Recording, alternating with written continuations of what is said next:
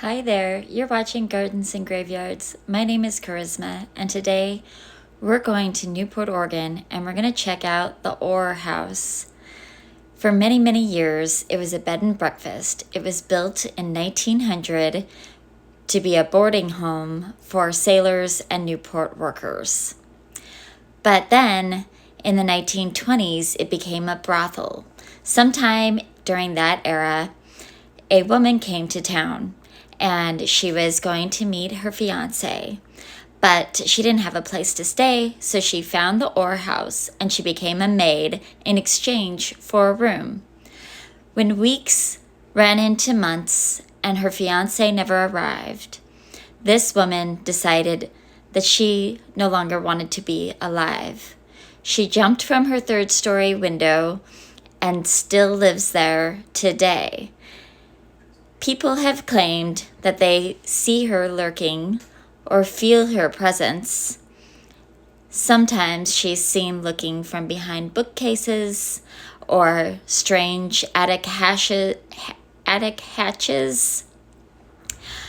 And even some claim that when a man lies down alone in bed, he can feel the weight of a woman get in beside him, but when he turns around, it's empty space instead.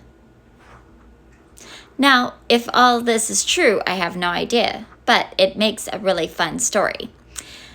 The Oar House was built in the 1900s, and legend says that it was built from boards collected on the beach from offshore shipwrecks.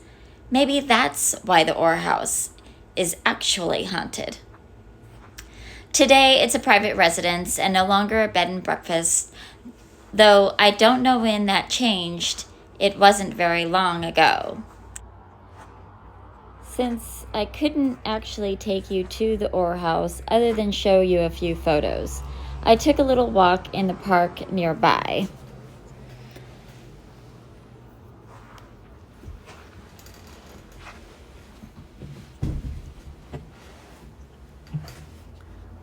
And while I was there,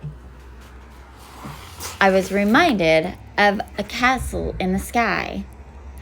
This is the Newport, Oregon Highland Castle that was built in, I think it was 1913 by Teresa and Charles Roper, who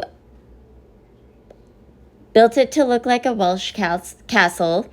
And there used to be a boardwalk between the bayfront and the beach that went right in front of their castle, and they were able to sell their art directly from their building. So this was a cute little park. It's dedicated to our sister city in Japan.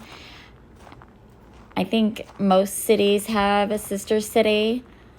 That's what this park is for us in Newport. And while I was there, across the street from the Oar House, you can see this church that has been abandoned.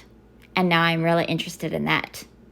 Thanks for hanging out with me while we checked out these strange and unusual places in Newport, Oregon today. We'll be doing a lot more of that this month of October, so stay tuned and keep celebrating life. Happy Halloween!